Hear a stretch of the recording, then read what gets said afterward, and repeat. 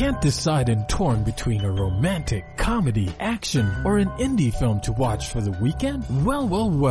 Golden State Media Concepts Movie Podcast is your ultimate guide to the latest movies. Join us as we dissect the latest on the blockbusters. It's the Golden State Media Concepts Movie Podcast.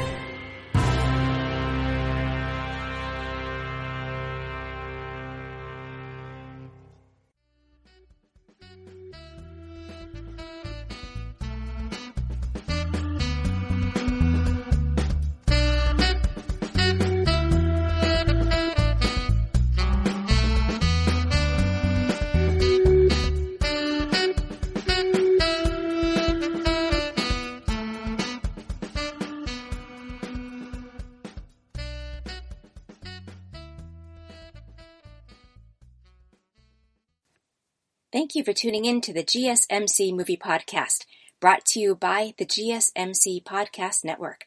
I am your host, Elizabeth Aaron, and I'm excited to share the lineup of movies that I've chosen to watch over Labor Day weekend.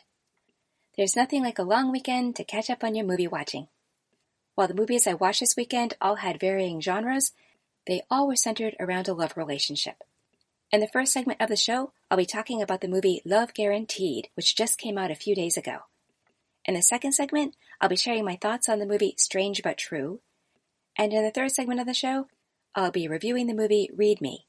Then stick around for the end of the show, when I'll be talking about the movie Blaze, directed by Ethan Hawke and starring a host of well-known actors including Sam Rockwell. Something to note is all of the movies are streamable on Netflix except for Read Me. Read Me is available on Amazon Prime. Let's dive on in. As I mentioned, the first movie I'm going to talk about is Love Guaranteed. This came out just on September 3rd, and according to Netflix, as of Friday, September 4th, it is the third most streamed movie in the US. This movie is rated TV PG, meaning parental guidance is suggested. It's an hour and 31 minutes long, and if you haven't guessed by the title, it's a romantic comedy. It's also an independent movie. And the descriptor label is it's feel-good and romantic.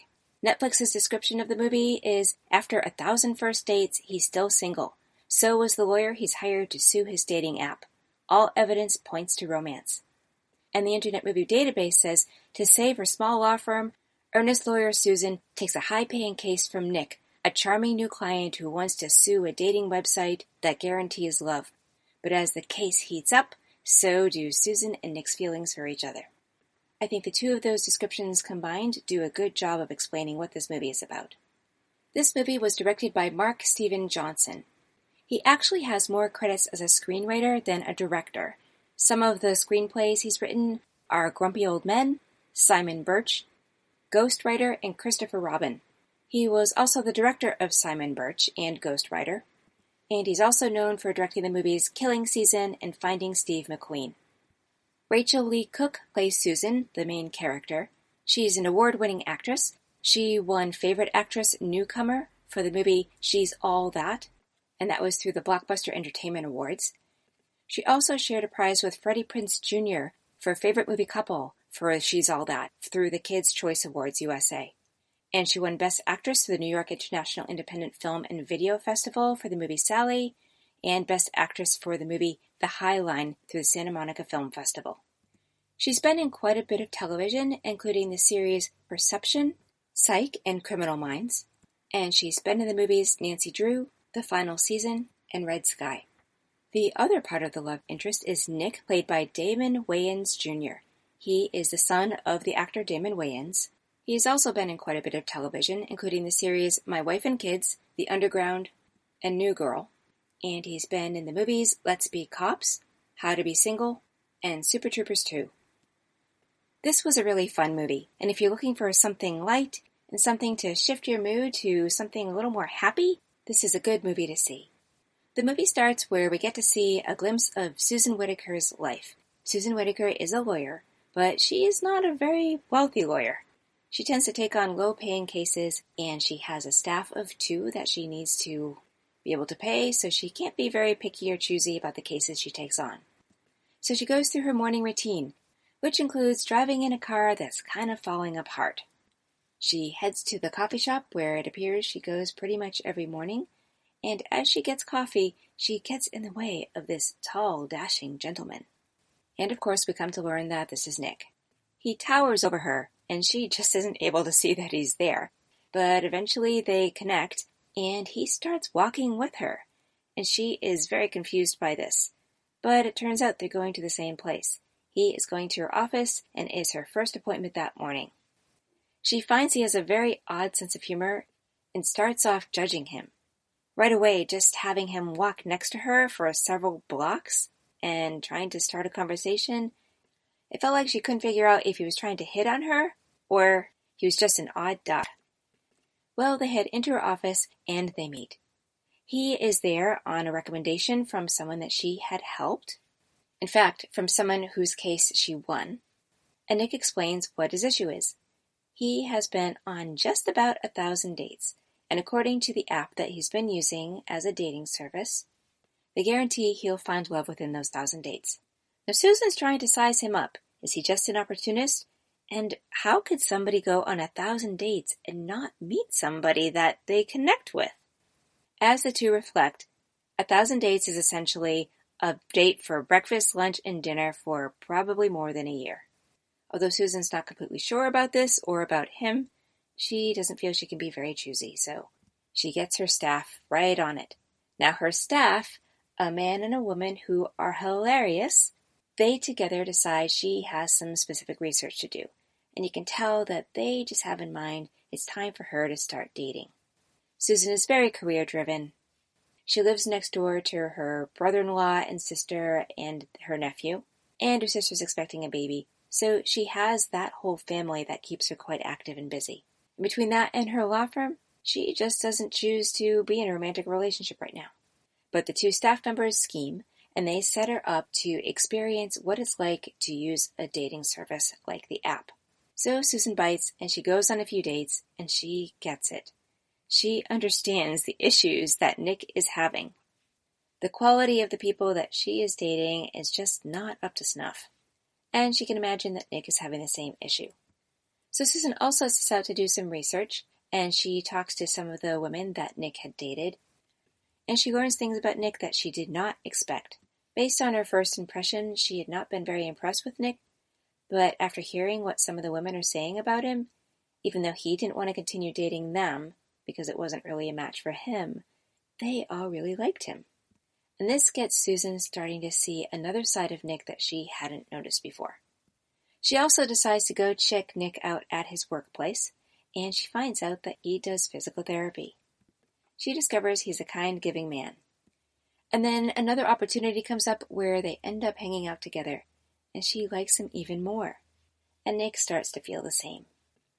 Meanwhile, there is a scene that is hilarious, where Nick and Susan go to the headquarters of the app, which is called Love Guaranteed. They meet up with the lawyers as well as the celebrity who owns the company. And as both parties jockey for position and try to gain power, the scene is full of incidents of one lawyer upping the ante over the other. And also what comes into play is the power of women. Here we have Susan as the lawyer representing Nick, so she's the one who's really in charge.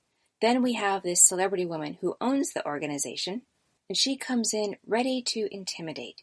And yet her lawyer is a man. So Susan has her hands full. And Nick gets to see what Susan's character is really like.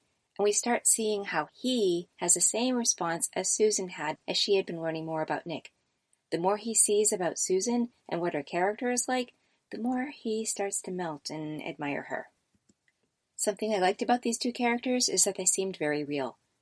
And although there are lots of stories people have about doing dating, whether it's through an app or by meeting someone in other ways, I could easily believe that the dates that both Nick and Susan went on through the app were based on true experiences. Now, I think the acting in this was well done. I felt that the actors had a good connection, and I felt that they were able to let loose and share some level of spontaneity. Sometimes they had some very funny facial expressions. I felt the actors who played Susan's staff in particular were quite funny. That may also have been in part due to the fact that the writing for the scenes that they're in was really great. By the speed that they were speaking in, by the things that they were saying, by the fact that there was repetitiveness and confusion, all these are signs of good comedy writing.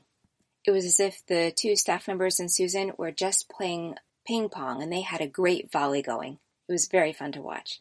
On the other hand, there were a bunch of things that I didn't find very realistic. And this is a free comedy, so I'm open to giving a lot of license to the creativity and the things that are not super realistic. At the same time, though, sometimes they felt gimmicky. For example, at one point in her research, Susan goes to visit Nick's old girlfriend, who, it turns out, was actually his fiancée.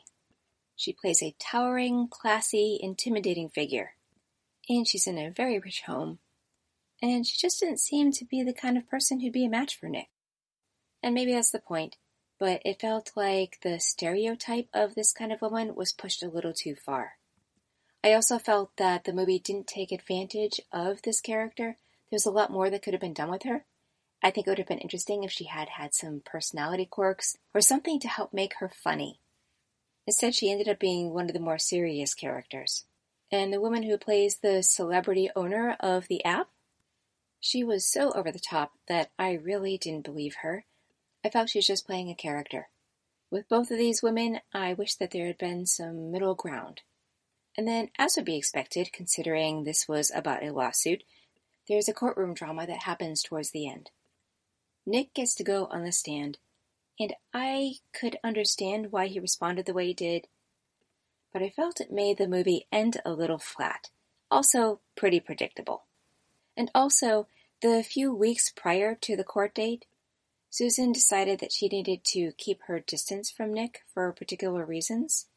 And while he honored them, she wouldn't come clean with him about them, but there really wasn't a need for her not to come clean about it. Based on what Nick said when he was testifying, it kind of obliterated all the efforts that Susan had just put in the last couple of weeks in keeping her distance. I found this to be a bit disappointing. Now, something that I think is worth noting is that Nick's character is black and Susan's character is white. I've been seeing this trend quite a bit in movies lately, and it's usually the male that is black and the woman that is white.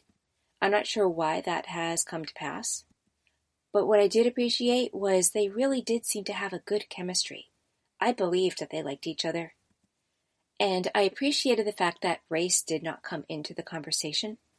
That is another piece that I didn't find very realistic. As their feelings grow for each other, I found it a bit hard to believe that they wouldn't have had to contend with some kind of racial issue that came up. On the other hand, this being a comedy and somewhat of a fantasy, like I said, I did appreciate too that it just was very natural and it didn't have to be brought up.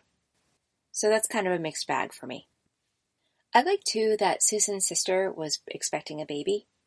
This brought another level to the story. It brought in the idea of how important family is. It also provided a way for Susan and Nick to share more about their characters. We got to see how they both dealt with the possibility that Susan's sister was going to be giving birth. We got to see them hang out with Susan's young nephew. And this was able to show us what their values were and that they had these values in common when it came to family. Overall, this movie had a pretty simple premise, and it did feel pretty much like a setup. You could tell what was probably going to be coming down the pike. It was a little predictable when both Susan and Nick walked to her office the morning that they got coffee. You could kind of just tell that they were going to be spending more time together. But even though there were things like this that were predictable, I'd say each of the characters were unique enough that things unfolded in a way that really matched their personalities and did indeed make the story unique. For example, Susan definitely had her quirks, like her car, how old it was and how it was kind of falling apart. She also had a name for her car, and the stereo in her car was broken and it kept playing the same music over and over. And these are things that Nick came to appreciate. And having a busy life, Susan would get a big takeout order of Chinese food every week and put it in her fridge and live off of that throughout the week, so she never had to worry about food. Nick appreciated how creative that was. Admittedly, we saw more of these kinds of quirks than we saw quirks with Nick, though at the beginning we did see he had this funny sense of humor, and this did carry pretty well throughout the movie. And while at first this kind of turned Susan off, she grew to come to appreciate it. Now, this being a romantic comedy, there's something that typically happens at the end of romantic comedies. I don't want to give away what happens in this movie, But what I will say is often what comes into question is whether or not one person loves the other, or whether one person declares love or not. And generally, I find that whatever comes about in terms of how love is dealt with happens pretty quickly in these romantic comedies. And it's really not that realistic. I think it models something for young women that in the long run, they end up having expectations that won't be met, and it leads to more heartbreak than it helps. So what I will say in this movie is I do wish it had dealt with speaking about love a bit differently, and could have been more sensitive to the audience that would be watching this. That said, I did truly have a sense that their relationship was growing in this movie. And there's even a point where we see Susan get emotional about the fact that she's not really able to spend time with Nick. She knows what she's doing is the right thing, and yet it does weigh on her heart. Something I also appreciate is that the love is really unexpected in this movie. Susan, in particular, had not been looking for love. And while Nick had been looking for love, he hadn't been looking for it in the place where he found Susan. And the fact that unexpected feelings were developing, I felt that was one of the more realistic things that did happen in this movie, and I was grateful for it. Now, I would say this movie had more of a feeling of a bit of a TV movie, but I was okay with that. It did not feel like a stereotypical Hallmark movie. And there are some romantic comedies that really hit you over the head with the fact that it is a romantic comedy. It screams, "This is a romantic comedy," throughout the entire movie. This movie did not do that. So in that way, it was a positive experience. So overall, I liked the movie. I was entertained. I liked the characters. I didn't laugh out loud, but overall, I felt that it was well done. So on a scale of 1 to 10, 10 being most excellent movie, I would give this movie a 7. I think if you're looking for a light, fun movie to watch, and you want to have some of the jujus of love come at you, this is a good movie to see. Now stay tuned for the next segment of the show, when I'll be looking at the movie Strange But True after the break. Want to know the latest and hottest music hitting the airwaves? Don't be left out. Listen to the Golden State Media Concepts Music Podcast. It keeps you on the loop with everything you need to know from pop, rock, hip-hop, and the top 40. And we'll throw in news of your favorite artists, concert and tour dates, and so much more. Listen no further, because this is the gold standard in music podcast.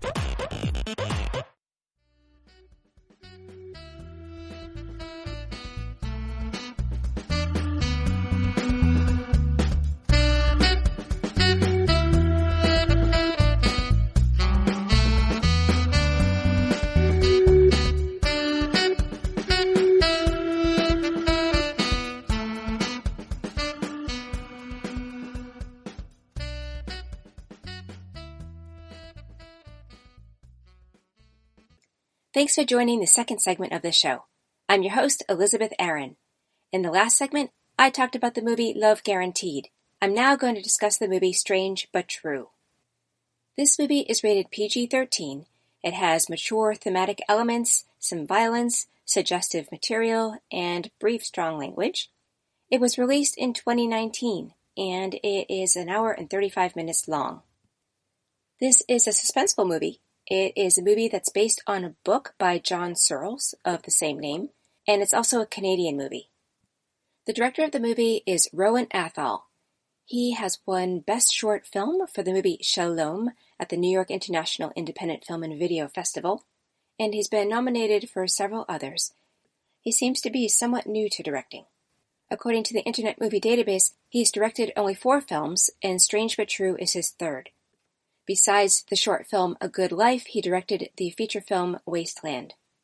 The movie stars Nick Robinson, and he plays the son Philip in the movie. He has won an award through Teen Choice Awards. He won Choice Movie Breakout Star for the movie Love, Simon. And he's been nominated a number of times. Probably the biggest nomination was for Best Leading Young Actor in a Feature Film for Jurassic World at the Young Entertainer Awards. He's been in the TV series Melissa and Joey, and he's been in movies like Being Charlie, The Fifth Wave, and Native Son. This movie also stars Amy Ryan. She was in the movie Lost Girls, which I reviewed in my podcast on August 18th.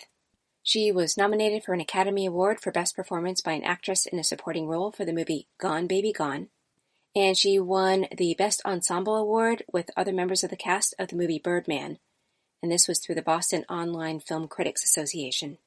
And she won a number of other awards also for Gone Baby Gone and Birdman. She's been in such movies as War of the Worlds, Capote, Dan in Real Life, Changeling, and Bridge of Spies. She's also been in some television series including In Treatment and The Office. And the movie stars Greg Kinnear. He has been nominated for an Oscar for Best Actor in a Supporting Role for the movie As Good as It Gets, and he was also nominated for the same role for a Golden Globe. He did win Best Cast Ensemble for the movie Little Miss Sunshine, shared with others in the cast at the Awards Circuit Community Awards, and he won Favorite Supporting Actor Comedy Romance for the movie You've Got Mail through Blockbuster Entertainment Awards. And he also won Best Actor for the movie Flash of Genius through the Boston Film Festival, and has won a number of other awards and nominations.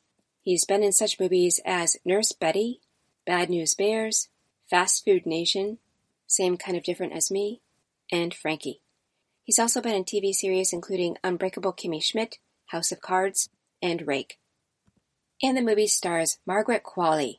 She plays the character Melissa in this movie. She has been nominated for a Primetime Emmy Award for Outstanding Supporting Actress in a Limited Series or Movie for Foss Verdon. She was also nominated for Best Ensemble Performance for Once Upon a Time in Hollywood. And that is through a number of film festivals, including the Faroe Island Film Festival, the Golden Derby Awards, as well as Online Film and Television Association and Screen Actors Guild Awards. She's been in the movies The Vanishing of Sydney Hall, Native Son, and Seaberg. She has also been in the TV series The Leftovers. According to the Netflix description of this movie, it is a young woman rattles her former boyfriend's family when she reveals she is pregnant with his child, despite his death 5 years ago. The movie starts out with a voiceover, and it's the voiceover of the young woman who is pregnant. And she's asking about things that scare us, and how we try to work these out as a child. She wonders if it's better that we know about these scary things or not. In the opening, we see Philip. He's a young man who has crutches, and he's running through the woods as fast as he can. It seems like someone must be chasing him. He finally hides behind a tree, thinking he may be somewhat safe, and then we hear some noise coming towards him. As soon as that noise is heard, the movie jumps to the past. It gets our heart racing, and it keeps us wondering who was after him and why was he running. It's a good setup, especially if you like scary movies. Now, I wouldn't say this movie is completely scary. I'd say it is more suspenseful, and it has its moments of being really creepy. So if you like that kind of thing, this may be right up your alley. Now, after this happens and the movie jumps to the past, it's just a couple of days before. And here we see Philip. He's resting on a couch. He has a brace on his leg, his crutches are nearby. He seems kind of bored. His mother comes in and delivers some soup. It's not the kind of soup he likes. He complains, and she doesn't put up with it. She just says, "This is what I made, so this is what you're going to eat." And he responds by saying he'll just put something in the microwave later. So we see there's some kind of tension going on between the mother and son. The mother has a real sharp attitude, and we don't yet know what is going on with her. And Philip, he seems like a pretty ordinary guy, just trying to make the best of a situation. And you get the sense that he's trapped with his mom, and this is not an easy circumstance to be in. But likely he doesn't have another option. Then a short time after, the doorbell rings. And standing there is a very pregnant Melissa. Melissa was Ronnie's girlfriend. Ronnie was Philip's brother and the mother's son. The mother, by the way, is played by Amy Ryan, and in the movie her name is Charlene. Charlene wants nothing to do with Melissa, but Melissa has come there to talk to Ronnie's parents. Now she knows that Ronnie's father is no longer living at home. His father's name is Richard, he's played by Greg Kinnear, and he has divorced Charlene and moved to Florida and already gotten remarried. So Charlene does not like the fact that Melissa is asking about him, especially when she knows that the likelihood of Richard being there is very slim. But she does proceed to explain about her pregnancy. She talks about the fact that even though she and Ronnie dated 5 years before, he was the only person that she had relations with, and she's no other explanation about how she could be pregnant. Then she proceeds to play a tape for them. She'd gone to see a psychic reader, and the reader corroborated her suspicions. Now, Charlene, in particular, just wants her out of the house. She doesn't find any credence with this story, but then when she does go into her bedroom and has time alone, you can see she's all upset about the possibility of, well, what if? Now, something else we also learn about Melissa is that she was with Ronnie the night that he died, and the story is not completely clear about whether she is at any fault or not. And so she's really not very welcome in this family. And yet if there is some way that she could be carrying Ronnie's baby, it brings hope to the family that his legacy continues, but it also brings a burden to the family that they didn't expect. Now what happens as a result of this opening is that both Charlene and Philip are curious about what the reality might be. Philip explains to his mom that he thinks that Melissa believes that this is Ronnie's baby, and that might be enough. But there's also a possibility that Ronnie somehow could have donated his sperm. So Charlene, who used to be head librarian at a university, goes to the university and does research to find out what possibilities could exist. And Philip does his own exploration. He decides to check out the psychic and see what she has to say about Melissa. But what he learns instead is more about himself. So then he actually goes to talk to Melissa himself. Meanwhile, all this upheaval drives Charlene to contact her ex-husband, Richard. He is a doctor, and he appears to be quite wealthy. And there are also moments where we get to see Melissa on her own. She lives in a little cottage at the other side of town, and the cottage is on the property of the people who own a hardware store where she works. This is an older couple, and the wife in the couple is played by Blythe Danner. I hadn't seen her work in a while, but had seen her in lots of things over the years. More recently, she's been in movies such as Hearts Beat Out Loud, The Chaperone, and The Tomorrow Man. And a little trivia, if you didn't know, she is Gwyneth Paltrow's mother. Now, Melissa asks this older couple to essentially be guardians of the baby should something happen to her, although she believes the likelihood is very slim. And seeing as any family she had isolated, the couple agrees. And yet later in the movie, Gail, the wife of the couple, makes a discovery about her husband. And this launches a series of events that brings out another side in the husband. Eventually, all the characters end up on the property of this older couple. And there is danger, there is the coming of full circle back to the beginning of the movie where Philip is being chased, and some big discoveries are made. And that's essentially the movie. It's a pretty simple plot. There are a few flashbacks where we see Melissa with Ronnie and what their relationship was like. We eventually get to see Richard and Charlene together. We see how angry Charlene is about how her life has turned out.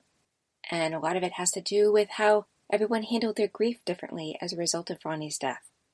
And we get to see what happens to Melissa with regard to her pregnancy.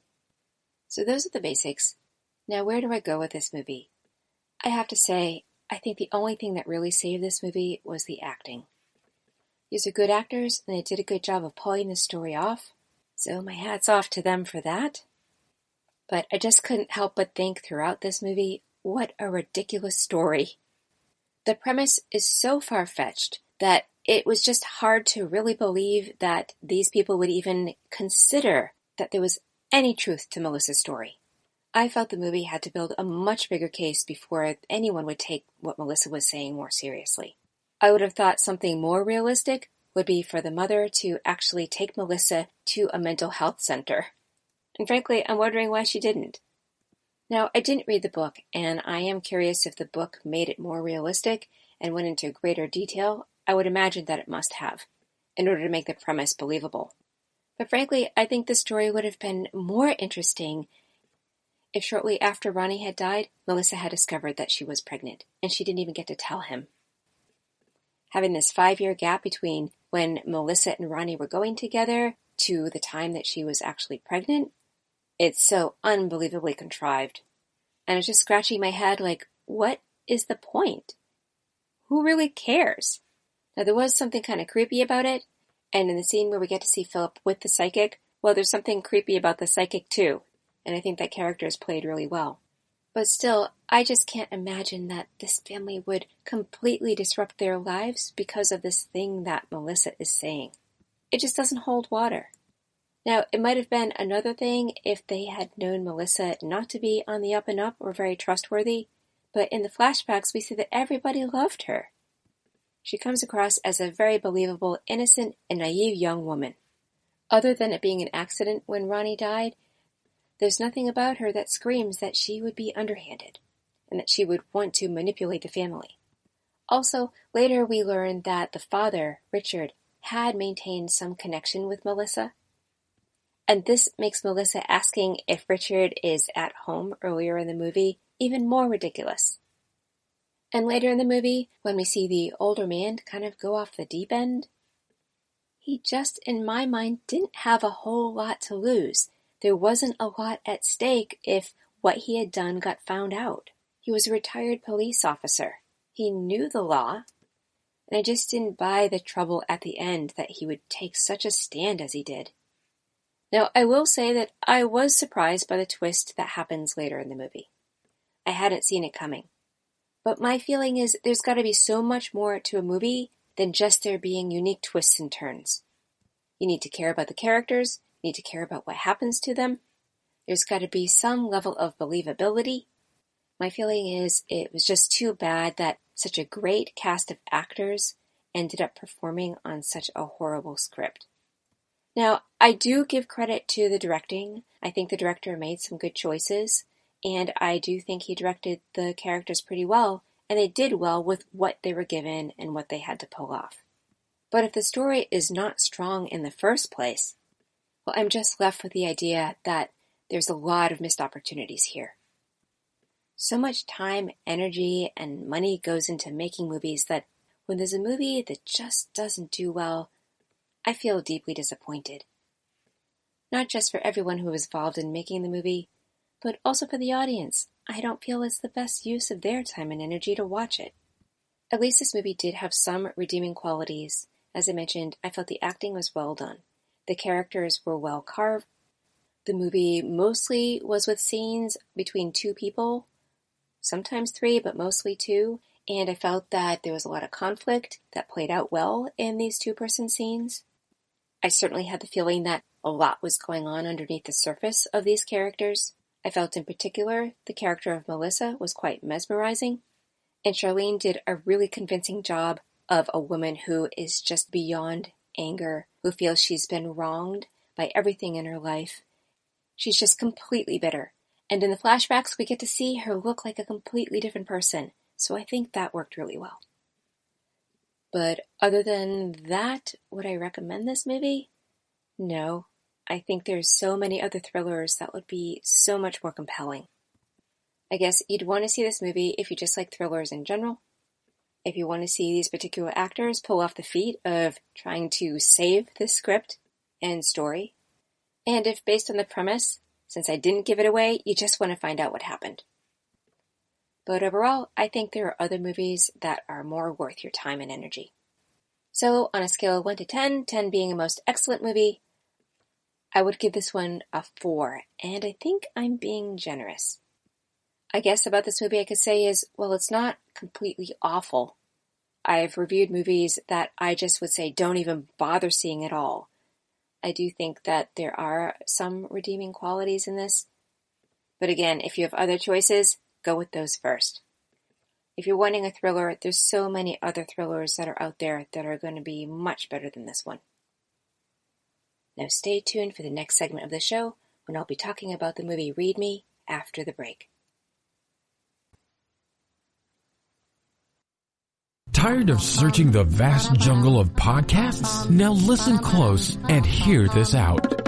There's a podcast network that covers just about everything that you've been searching. Hey! The Golden State Media Concepts Podcast Network is here. Nothing less than a podcast bliss with endless hours of podcast coverage. From news, sports, music, fashion, cooking, entertainment, fantasy, football, and so much more. So stop lurking around and go straight out to the Golden State Media Concepts Podcast Network. Guaranteed to fill that podcast itch. Whatever it may be. Visit us at www.gsmcpodcast.com. Follow us on Facebook and Twitter and download us on iTunes, SoundCloud, and Google Play.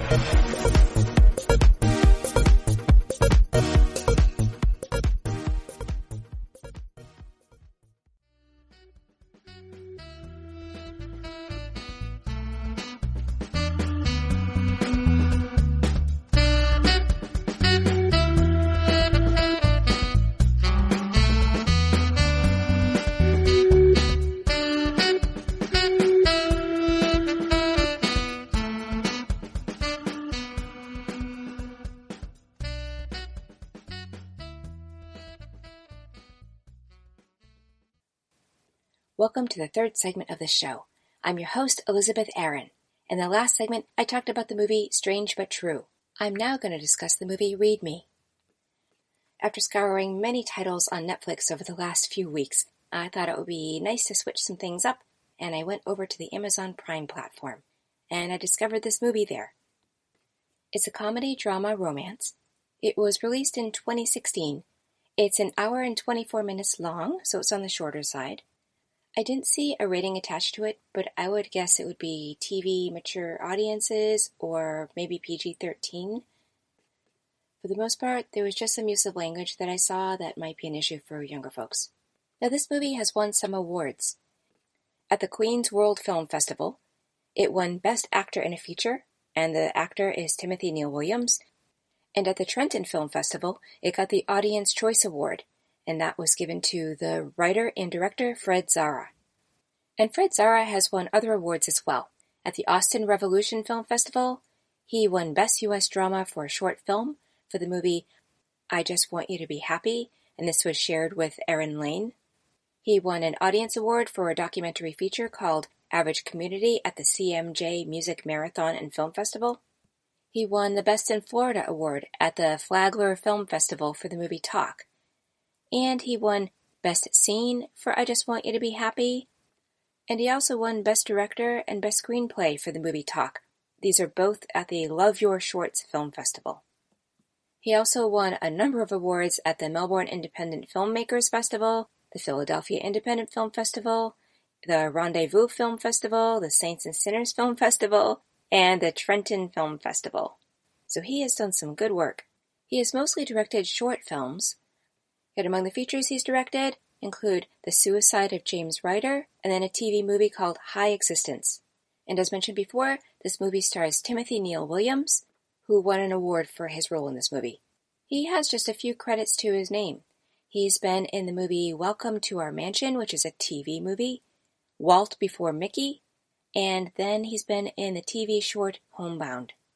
And this movie stars Jamie Lynn Marcos, and this appears to be her first major role. The description of this movie on the Internet Movie Database says, Clark can't read words, but he can read people. Can his special intuition guard him from the one obstacle he must overcome? I think that description is pretty vague, because there's actually quite a bit that goes on in this movie. Maybe more accurate would be to say something like, by at last facing his reading problem, Clark overcomes to find love and purpose in his life. This movie starts when Clark is a child. We see him in class. He must be in 4th or 5th grade, and everyone gets a chance to read in front of the class. This is terrifying him, because he has dyslexia and he's not really able to read. He excuses himself and goes to the restroom, and he stays there for as long as he feels he can without getting into trouble. And then he returns to the classroom thinking he dodged a bullet, only to find that the teacher wants to go back to him.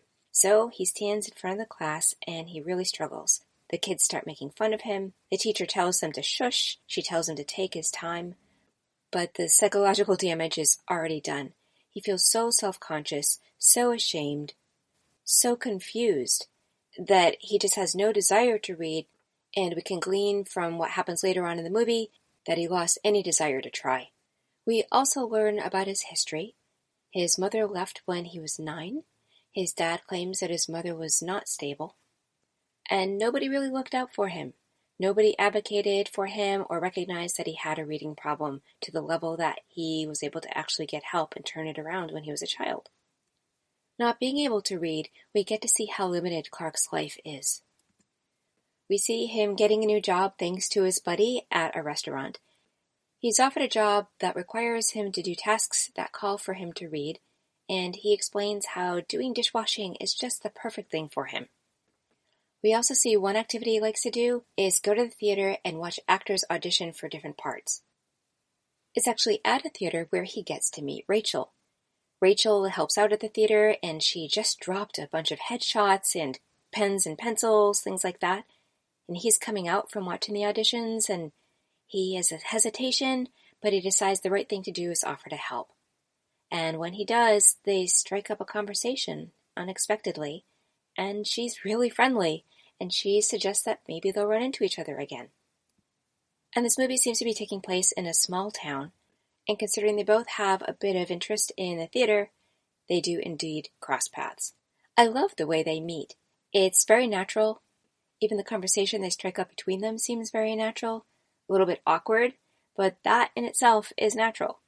You sense that they have a connection and they're trying to work it out. Now, something else we come to learn about Clark is he has a very high intuition.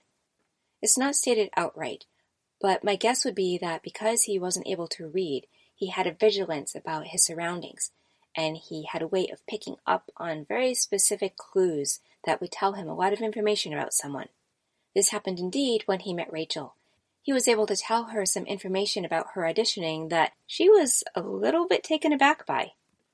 There are several instances throughout the movie where he does express his observations of people, and he tends to be right on the money.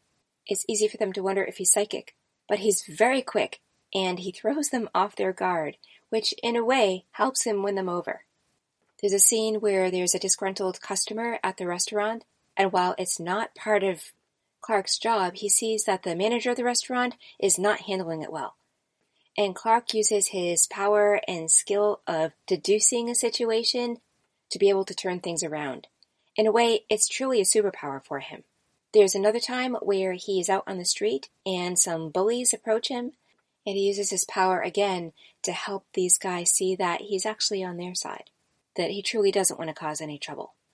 But also, because of his dyslexia and inability to read, he's highly protective. There is a point where the manager of the restaurant was really dismayed with Clark because Clark did not see nor read instructions to do a very important task.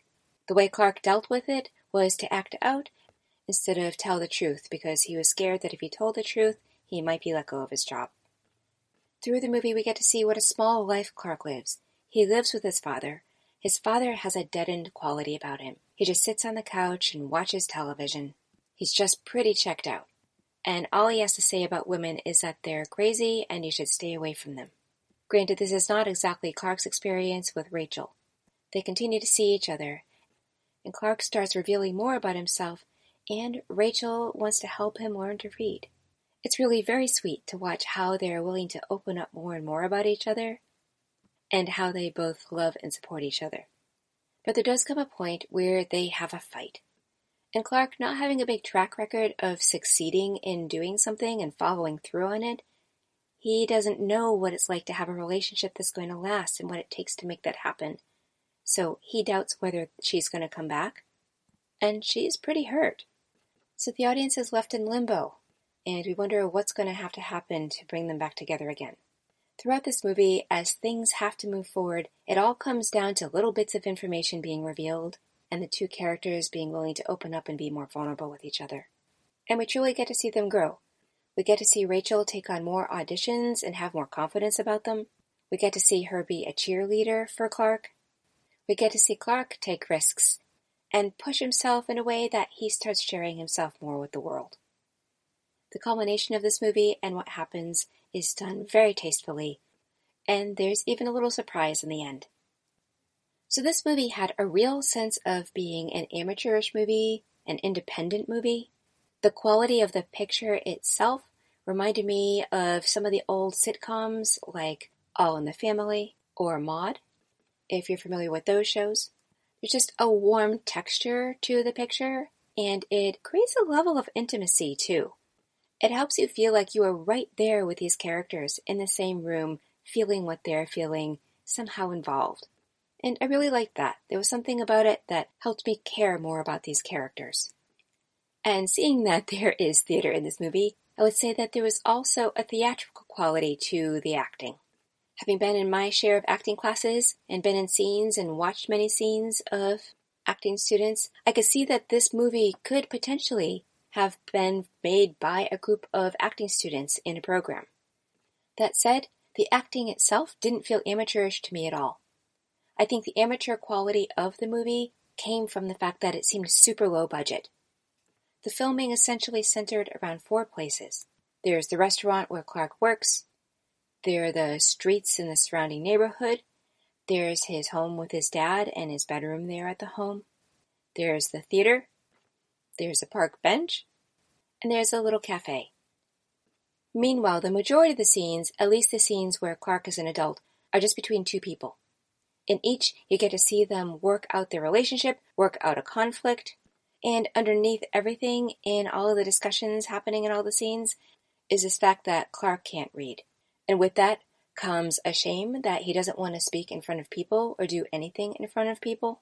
And it's interesting that Rachel is all about doing things in front of people, being an actress. She is the perfect antidote to helping him resolve his fear. Meanwhile, we get to see some scenes with Rachel on her own, and we see that she is often being taken advantage of by the person who manages the theater. He treats her poorly, he gives her tasks that she doesn't want to do that are large and are very time-consuming. He asks her to go get coffee for him, and the whole reason she's doing anything for the theater is to support it because ultimately she wants to act, and he is not very supportive of that. But as Rachel's confidence grows as a result of her relationship with Clark, and as Clark himself is willing to take more risks, it helps her feel more at ease about taking risks herself. And this spurs her on to do more auditions, but it also helps her see what is going on in the theater and how she's being treated. So it's just great to watch this unexpected love grow between these two characters because they're both helping each other bring out the best in each other. Something else I really appreciate in this movie is that the characters are very real. They are so human. Were you in the same room with them, you would feel like they were your friends.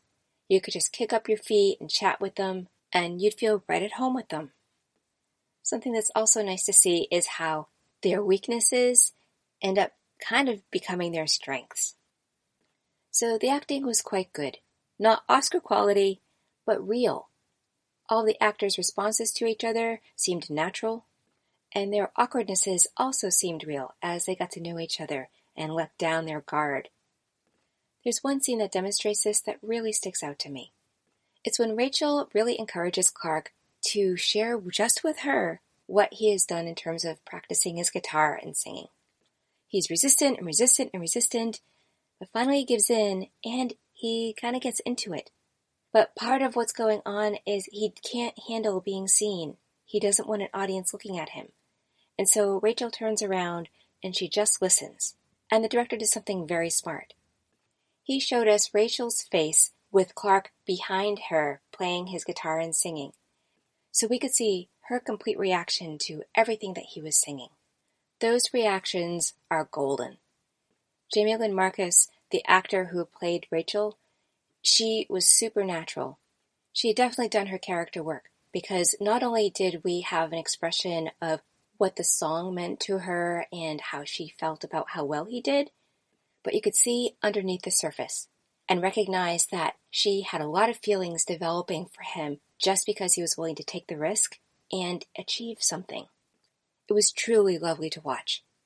Now, I also enjoyed watching the relationship build between Clark and his father. Every day, Clark would come home and sit on the couch next to his dad, and his dad would say, "How was your day?" And Clark would tell him, and Clark would ask him how his day was, and he was always kind of a downer about it. It was never anything really interesting or new that happened. And they'd just sit for a few minutes and watch TV, ask about if they'd eaten dinner yet. It seemed their relationship was ruled more by this habit than by really deeply engaging. But over time, as Clark got to know Rachel, things started to change. Clark would come home later. Sometimes Clark brought Rachel over. And as is the natural course of things, when one person starts to change, it affects the other person. And you can start seeing nuances in the father that you didn't see before. He himself is becoming alive again in a certain way. He's somewhat critical. He's anxious about Clark getting involved with a woman because he himself had a bad marriage. And throughout the time, you have the sense that his dad is just pretty much closed-minded. But closer to the end of the story, when we're not clear on whether Clark and Rachel are going to continue on, we get to see that his dad is actually more of a complex character. That he's probably thinking a lot inside, and he's finally ready to become a little vulnerable himself and share more with Clark. And in fact, by doing that and showing his vulnerability, it actually spurs Clark on to take a certain action. Now, I would say throughout this movie, so much of the success of the relationships have to do with the characters being willing to share more of themselves and be more vulnerable. And that's just something really great to understand as human beings going through life. I think it's also very telling that the vulnerability comes out as a result of how each of the characters feels about a certain flaw or emotional circumstance that happened in their lives. So often these things that we might feel shame about or have difficult feelings about end up potentially serving us if we're willing to have some breakthroughs. I found all of that just super heartwarming, and I left this movie feeling pretty positively about life. Frankly, this movie was just a very sweet surprise. Granted, it's a relatively short independent film. I'd never heard of it. I would have stumbled upon it had it not just been available on Amazon when I was looking for something different to watch. I also felt like the story held together really well. I did not really see any holes in it or any questions that cropped up. I'd say this wasn't a polished movie, yet I do believe the story succeeded. So on a scale of 1 to 10, 10 being a most excellent movie, for what this movie was and what it tried to be, I'd give it an 8. I think there's a reason that it won lots of awards at different film festivals. So if you're looking for just a sweet movie, something to carry you away, that doesn't have a lot of violence or a story that's kind of unrealistic and takes you out of this world, this would be a great movie to watch. And I think there's something in it for both men and women. Now stay tuned for the final segment of the show when I'll be sharing my thoughts about the movie Blaze.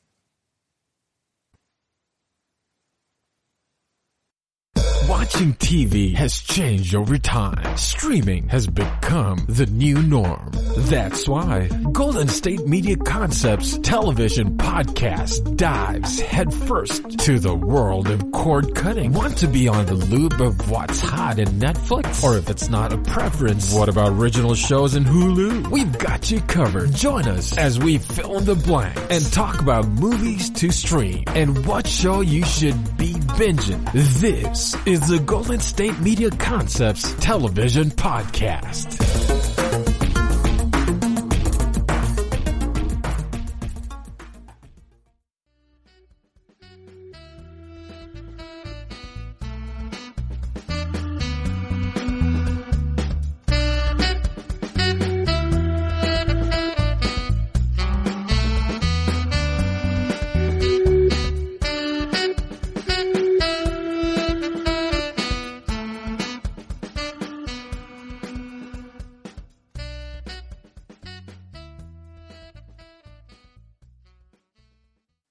Welcome to the last segment of the show. I'm your host, Elizabeth Aaron. In the prior segment, I talked about the movie Read Me. I'm now going to discuss the movie Blaze. Now, I watched this movie streaming on Netflix. It came out in 2018. It's rated R for language throughout, some sexual content and drug use. It's 2 hours and 8 minutes long, and is described as understated and intimate. It's a music and musical movie. It's based on real life. It's considered a drama, and it is an independent movie. And this is an award-winning movie. Special mention went to Ethan Hawke, who's the director of this movie, at the Americana Film Fest. This movie also won Best Narrative Feature at the Louisiana International Film Festival. The Music City Film Critics Association Awards recognized Ethan Hawke, Ryan Hawke, Jake Seal, and John Sloss as the winner for the Jim Ridley Award. And at the Sundance Film Festival, the Dramatic Award for the Special Jury Prize went to Ben Dickey for achievement in acting. He plays the main character, Blaze Foley. And as I mentioned, Ethan Hawke is the director. Now, he's been known more for his acting.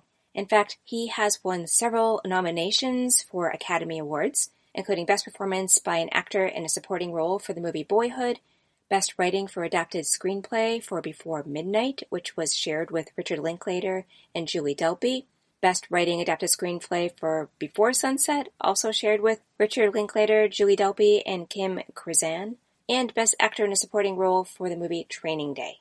He also won acting awards for the movie First Reformed.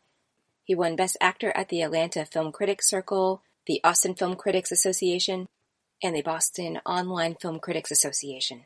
And that's just to name a few. And he won the Canadian Screen Award for the performance by an actor in a supporting role for the movie Maudie. Plus, he has a large number of nominations. But as director, he has just a few credits to his name. He has directed a couple of shorts, but he also directed Chelsea Walls, The Hottest State, and the documentary Seymour, An Introduction. As I mentioned, the main character in this movie, Blaze Foley, is played by Ben Dickey, and he did win a dramatic award at the Sundance Film Festival for the role. Prior to this, he actually only had one other role, and he played himself in that role, as he is a musician. It was for the movie The Hottest State. And Aaliyah Shawkat is in this movie. She plays Sybil, who is Blaze's love interest. She won part of an Ensemble of the Year award for the TV show Arrested Development at the Gold Derby Awards. She also won Outstanding Female Actor in a Breakthrough Role for the movie Search Party at the Gracie Allen Awards. She was also a winner of an ensemble for Best Acting Ensemble for the movie Alina, and this is through the Independent Shorts Awards. And she won Best Actress for Alina at the New Renaissance Film Festival, the Oceanside International Film Festival US, and the Southern Shorts Awards. She also won other awards for Arrested Development and has been nominated for a number of other roles. She's been in the movies Three Kings, Emrika, Bart Got a Room, Me, Him, Her, 20th Century Women, and First Cow. Other actors in the movie include Charlie Sexton. Although he's known more for his music, he was also in the movie Boyhood. The movie stars Josh Hamilton, who won a special honorary award at the Austin Film Critics Association, shared with two others. He won a Daytime Emmy Award for Outstanding Performer in a Children's Special for a CBS School Break Special. He won Best Supporting Actor in the Detroit Film Critics Society Awards for 8th grade. And he also won Best Actor in a Drama at the Williamsburg Independent Film Festival for the movie Amok, and that was a shared award. He's been in movies such as J. Edgar, Frances Ha, and Manchester by the Sea, and he's been in such television series as American Horror Story, Grace Point, and Madam Secretary. And this movie stars Chris Christopherson. He has many awards and nominations, but I will mention that he did win Best Actor in a Motion Picture for Comedy or Musical for A Star is Born. This is the 1977 version, and that was for a Golden Globe. And he now has just about as many acting credits as he does music credits. His more recent movies include 7 Minutes, Hickok, and Lawless Range. And this movie stars Sam Rockwell, who won an Oscar for Best Performance by an Actor in a Supporting Role for 3 Billboards Outside Ebbing, Missouri. He won a Golden Globe for the same role. And he's been in such movies as Frost Nixon, Iron Man 2, Cowboys and Aliens, and Jojo Rabbit. And I want to mention a few interesting trivia pieces about the actors in this movie. Sybil Rosen co-wrote the screenplay with Ethan Hawke. She's the true former love of Blaze Foley, and she actually plays Mrs. Rosen, the mother of the character Sybil in the movie. Also in this movie is Richard Linklater, the director, and Ethan Hawke plays a role in the movie. A good chunk of the film is based on an interview at a radio station, and Ethan Hawke plays a very blurred-out GJ who is talking to the guests about Blaze. This movie is a fascinating character study. In the opening scene, we see Blaze. He's drunk in a recording studio, and he's speaking all kinds of blather. And there's a guy in the control booth who yells at him and tells him that it's his last chance to have this recording. The control studio guy is furious, and he tells him he better start singing now, and Blaze's response is that he should just mind his own business. He's going to do whatever he wants. He also uses some expletives that I will not repeat. Next, there is a group of men sitting on the porch of a cottage in the country, and they're singing and they're talking, and one recounts a story about Blaze. He talks about how Blaze had been drunk and had run into a police officer. And it's just a funny story. And over they have funny stories about Blaze, and while it's not outwardly spoken, it's pretty clear that this is a memorial of sorts, and that Blaze has passed away. Next, we see 2 men who are sitting in a radio station. One is Townes Van Zandt, played by Charlie Sexton. He's the one who does most of the talking. The radio announcer talks about Townes Van Zandt's new album, and he calls out specifically a song at the end which is about Blaze. Well, this radio announcer didn't know much about Blaze, and so Townes Van Zandt, in particular, and his sidekick tell him all about Blaze and why he's such an important figure in country music. He tells him about how Blaze died, that some punk kid in Austin was trying to steal his dad's disability check. Blaze didn't want that to happen, and as a result, he was shot. And he died from that bullet wound. The rest of the story is made up of flashbacks. Now, there are actually 2 lines of flashbacks that carry you through the rest of the movie. It keeps it interesting, I did find it was sometimes hard to track which flashback was happening when and where they were in time.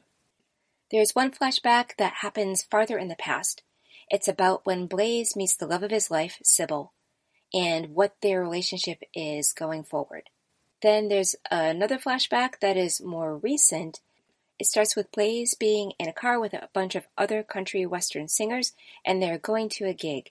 He is going to be the highlight of the gig, and we see the gig happen, and this flashback catches what is happening to Blaze in the last hours of his life. Now, my personal favorite part of the movie is when we get to see Blaze and Sybil meet, as well as watch their relationship develop. I would say this seems to be the happiest time in both of their lives. Sybil is a budding actress, and she is practicing a monologue in this building that is probably used as a theater, but at the very least, it is used for a place where acting classes happen. It's a one-room cabin out in the country, and she is practicing up on a balcony. Blaze comes in to work on some kind of construction project. It's not completely clear what that is, if he's helping with a set or just using the space somehow, but it seems that he is using some kind of staple gun. The noise keeps disrupting Sybil, yet they seem to have interesting banter about this, and they are respectful of each other. And so this is where they get each other's attention and they start being curious about each other. Then another day, a circumstance happens where everyone in the building needs to get out quickly. And Blaze and Sybil decide instead to go down into the basement and hide there to be safe. It's here where they have a really intimate moment. They're both in a vulnerable position. They both have to whisper. They get to learn a little bit more about each other as they try and get away with staying safe in this spot. And there is a clear connection between the two of them. After this, we see their relationship blossom. They end up moving into another cabin together, and they have just a wonderful life. From the looks of it, it would be the envy of anyone. They seem to have developed a very deep love and appreciation for each other. They don't want to be separated. Sybil loves listening to his music and watching his talents grow. They just have a lot of freedom. Eventually, Sybil decides she's going to take Blaze home to meet her parents. This is just a very humorous scene. I don't know that it's meant to be humorous, but there's something about it that comes across as very funny. I think mostly it has to do with the awkwardness of the situation, and that's because Sybil is Jewish, and Blaze is not. And for Jewish parents, this is a nightmare. So much of their being is wrapped up in being a good Jew, and they want this for their children as well. So they have to have a true heart-to-heart with Blaze about what his intentions are, and how would life be for their children? Should they have children? Should they move forward and get married? So they do move forward and tie the knot, and eventually Sybil starts feeling a little bit restless. She lets Blaze know that his music has reached a caliber that it needs to be heard by an audience. And I think that she probably was interested also in pursuing more of her acting, although this was definitely downplayed in the movie. And it's interesting, but as they are out in the real world, what they recognize is the life they had in the cabin was one that was blissful. It was free of responsibility. They had their friends and family, and they didn't need to depend on other people to make their way in the world. But now out in the world where they have to survive, their true colors start showing. We get to see that Sybil is the one who is responsible. She's willing to get a job, and she's pretty much willing to put her life on hold in order for Blaze to become more successful. Now, before they really land any place out in civilization, they go to meet up with Blaze's sister and have a visit with his father. His father's played by Chris Christopherson, and his sister is a real character. And the brother and sister sing for their father, and he is just deeply moved, as he should be, because it was just a beautiful performance. Meanwhile, as Blaze and Sybil get more settled in what their life is going to be, Blaze sets out on the road and doesn't return for some time. And we come to see that he is not very capable of taking good care of himself. It doesn't take much for his temper to be set off, and he tends to drink quite a bit. No longer being sheltered proves to be a daunting existence for the sensitive, very sensitive soul that Blaze is. Now, Blaze's character is very special. He has a way of looking at life and sharing it that is not like anybody else you've ever heard. He also is full of amazingly funny stories, and he is very entertaining. His songs are pure poetry and magic, yet not everybody appreciates that. In order to really appreciate his work, it seems like you have to be very quiet, and you have to listen very closely, and you have to be very dialed in to what he is performing. Many audiences weren't up for that task, and this really set Blaze off. He had come to recognize his own value and his own artistry, and he is fed up with audiences that couldn't appreciate it. As a result, sometimes he'd also have some violent outbursts. And Sybil comes to learn that she has her hands more full than she expected. Being in the country in their own little cabin, they were equals, but out in the world, she was the one who was responsible for him, as well as herself, and it was more than she bargained for. There's an important scene where they go to Chicago, and Blaze gets a gig playing in a blues club. When the audience ignores him, Blaze just starts talking about life. He stops singing. He just talks his philosophy and his poetry, and is accused of reeling off another artist's work. This sets Blaze off, and he loses it. And he and Sybil step outside, and Sybil calls him to the carpet and wants to know what is up with him. Inside, Blaze had smashed down the guitar, and Sybil says outside how she had saved up so much money over time in order for him to get that guitar, and that she did it out of love. And then he takes the guitar and he just throws it in the middle of the street.